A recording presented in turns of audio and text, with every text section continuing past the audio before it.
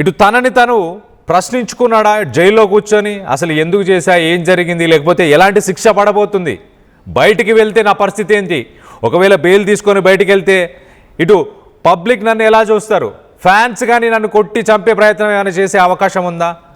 దీనికి ఇంతగా రెస్పాన్స్ వస్తుందని ఇటు రెండు తెలుగు రాష్ట్రాల నుంచి నన్ను ఇంతగా ద్వేషిస్తారు అని మొత్తానికైతే హరిబాబు ఎక్స్పెక్ట్ చేయలేదేమో. ఇటు జైల్లో ఉన్న తనతో ఉన్న వ్యక్తులు కావచ్చు, జైల్లో వర్క్ చేసే సిబ్బంది కావచ్చు, తన గురించి ఎంతో కొంత ఇన్ఫర్మేషన్ చెప్పుంటారు.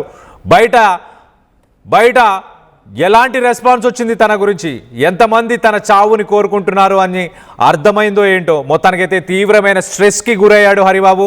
ఆ స్ట్రెస్లోనే ఇటు హెల్త్ పాడైపోయింది, ఒక రకంగా వాంతులు, విరోచనాలు ఇవన్నీ కూడా స్టార్ట్ అయ్యాయి. 2 రోజులు ఇలాంటి పరిస్థితులు ఎదుర్కొన్న తర్వాత అక్కడ జైల్లో ఉన్న డాక్టరు మందులు ఇచ్చినా పని చేయలేదు. మొత్తానికైతే తనని ఇమీడియట్గా ఇటు ఐసీయూ, ఒక క్రిటికల్ కేర్ యూనిట్కి తీసుకురావాల్సిన పరిస్థితి నెలకొంది. క్రిటికల్ కేర్ యూనిట్కి తీసుకొచ్చిన తర్వాత కూడా ఎలాంటి ఎగ్జామినేషన్స్, ఎలాంటి టెస్టులు చేయడానికి కూడా హరిబాబు సహకరించలేదు.